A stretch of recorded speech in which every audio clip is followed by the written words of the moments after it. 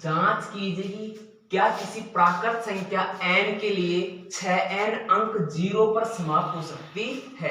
तो बेटा ऐसे के लिए चाहे आपके पास 6n हो, चाहे 12n हो, चाहे 4n हो, कुछ भी संख्या आपको दिखे, आपको इस तरीके से करना है। देखो संख्या कुछ भी हो सकती है, उसकी कुछ भी घात हो सकती है n, आपको एक तरीके से करना होगा। देखो इसका नियम है, यदि किसी संख्या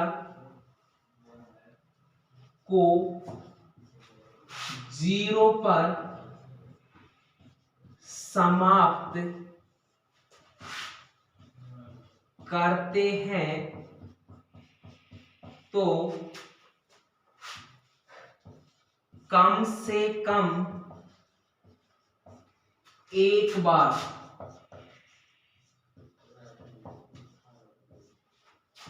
2x5 के रूप में आना चाहिए।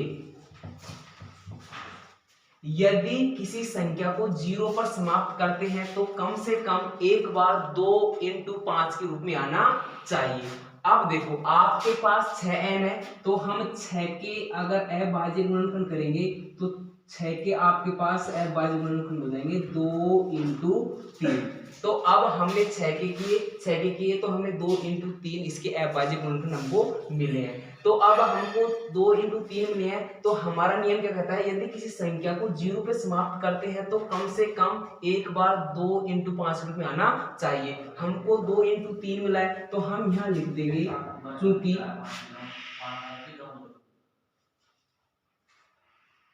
6n के अभाज्य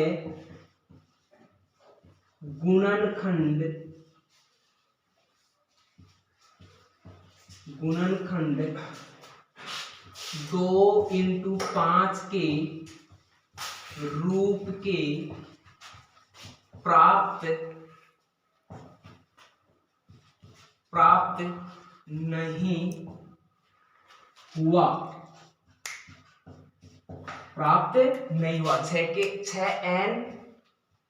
6n के अभाज्य गुणनखंड 2x5 के रूप के प्राप्त नहीं हुआ। इस गुणनखंड 2x5 के रूप के प्राप्त नहीं हुआ, इसलिए प्राकृत संख्या n 0 पर समाप्त नहीं होगी, समाप्त नहीं हो सकती। आपका आंसर हो गया। व्याख्या कीजिए कि 7 × 11 × 13 + 13 और 7 × 6 × 5 × 4 × 3 × 12 × 1 + 5 भाज्य संख्याएं हैं। तो देखो इसके लिए आपको पहले भाज्य और अभाज्य के बारे में जानकारी होनी चाहिए। देखो भाज्य आप सीखते हैं कि ऐसी संख्या जिसमें एक व स्वयं के अलावा अन्य संख्या का भाग चला जाता है तो भाज्य संख्या होती है। और आप इसमें क्या बोलते हैं कि ऐसी संख्या जिसमें एक व स्वयं के अलावा अन्य संख्या का भाग नहीं जाता है वो आपकी अभाज्य संख्या होती है। जैसे देखो 4, 6, 8 इसकी बात करूं तो ये भाज्य संख्या है, और मैं इनमें बात करूं 5, 7 और 11 जो भी संख्या है ये आपकी अभाज्य संख्या होती है। लेकिन आप इसके बारे में जानते तो हैं, लेकिन आप जब समझते हैं लेकिन पहचान नहीं कर पाते हैं। तो इसके लिए देखो आप एक तो इस तरीके से ध्यान रख सकते हैं, दूसरी बात आप ऐसे भी ध्यान रख सकते हैं। देखो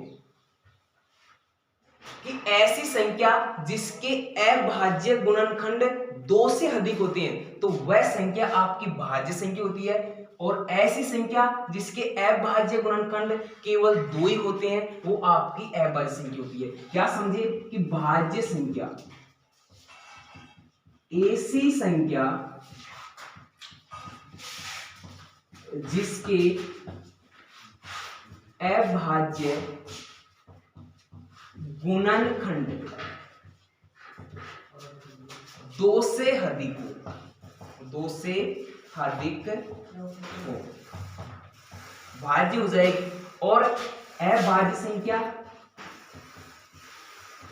अभाज्य संख्या ऐसी संख्या जिसके अभाज्य गुणनखंड क्या हो, 2 हो। कितने हो, 2 हो।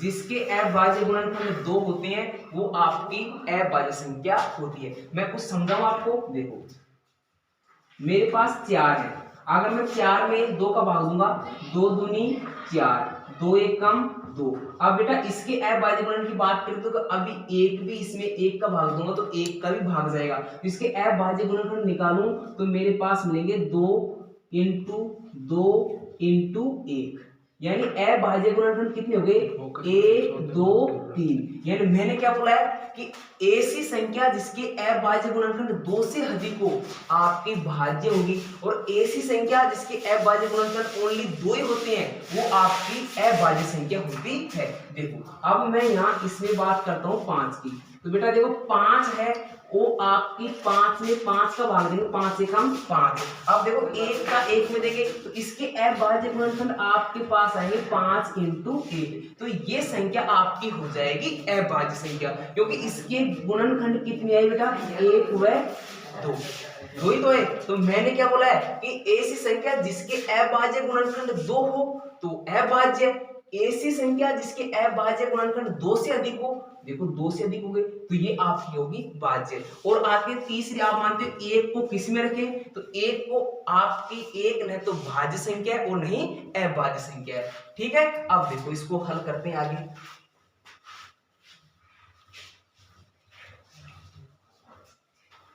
देखो 7 इंटू 11 इंटू 13 इंटू प्लस 13। देखो अब इसमें आपको कॉमन क्या दिख रहा है, देखो यहाँ पे इंटू इंटू चल रहा है, प्लस का निशान है, यहाँ 13 है, तो बेटा यहाँ भी ये अलग अलग होगी, ये संख्या और ये संख्या। देखो प्लस की संख्या अलग अलग बनाती है, देखो 13 है प्लस 13, तो मैं यहाँ पे 13 को बाहर निकाल लूंगा, कॉमन ले लूंगा। यहाँ आपके पास 7 11 इंटू 13 एकम 13 प्लस 13 एकम 13 आ गया। अब देखो 13 ऐसे कैसे, 11 को 7 से इंटू करेंगे कितने आ जाएंगे आपके पास, 77। 77 को 1 से करेंगे 77 हो जाएगा, प्लस के 1, 13 77 में 1 जोड़ो कितने हो जाएंगे, 78।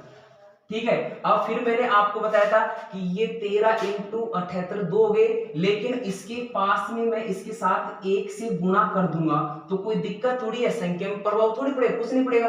अब इसको हम देखें तो अभाज्य गुणनखंड कितने हुए, 1 2 3, तो आपकी संख्या क्या हुई है, भाज्य संख्या, तो हम इसको किस में रखेंगे, भाज्य संख्या में रखेंगे। आप लिखना चाहो तो लिख सकते हो कि ऐसी संख्या जिसके अभाज्य गुणनखंड 2 से अधिक होती है वह संख्या हमारी क्या होती है, भाज्य होती है।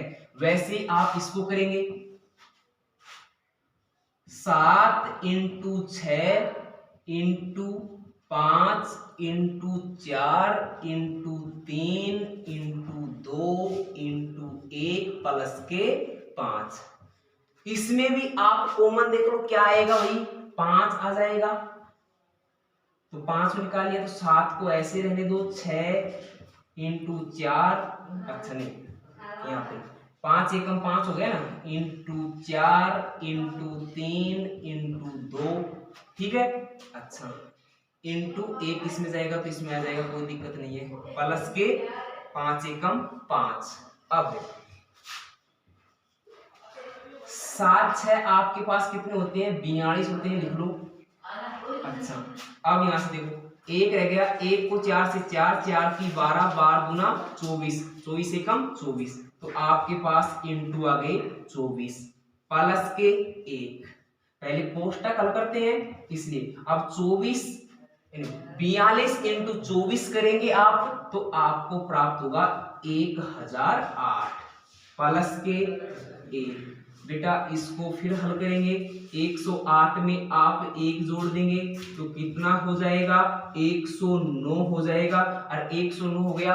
अब देखो इसमें आप 1 से इंटू कर देंगे तो संख्या में कोई भी प्रभाव नहीं पड़ेगा, लेकिन अब इसके अभाज्य गुणनखंड कितने हो गए, 1 2 3, आपका वही नियम लगा देंगे कि ऐसी संख्या जिसके अभाज्य गुणनखंड 2 से अधिक होती है वह संख्या हमारी भाज्य संख्या होती है।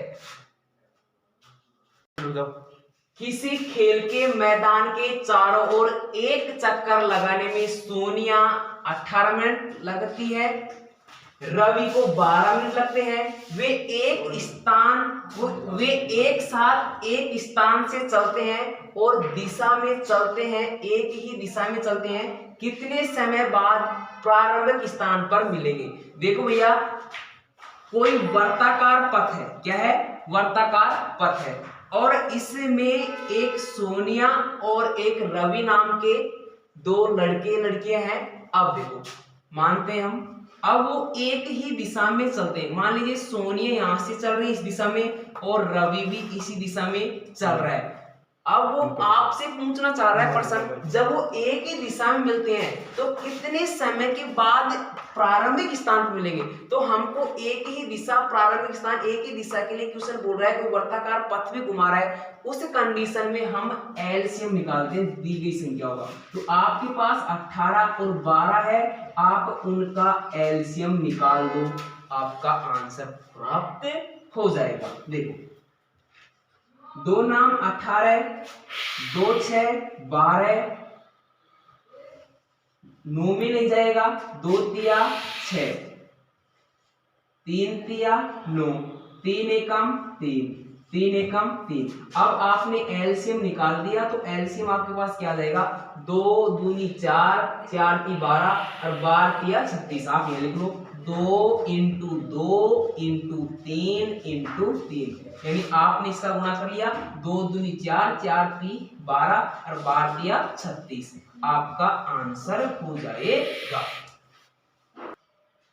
एलसीएम 2 इंटू 2 इंटू 3 इंटू 3 बराबर 36 आंसर। अब देखो दोस्तों, मैंने आपको कक्षा 10 की प्रश्नावली 1.1 के क्वेश्चन नंबर 7 से आपको हल करा दिए। अब देखो, आपको और इस तरह की आपको और वीडियो चाहिए तो चैनल को सब्सक्राइब करो, लाइक करो और अपने दोस्तों को शेयर करो। और अगली ही वीडियो में लेकर अगली प्रश्नावली 2.1 2.2 लेके मैं बहुत जल्द आपके बीच में आ रहा हूँ।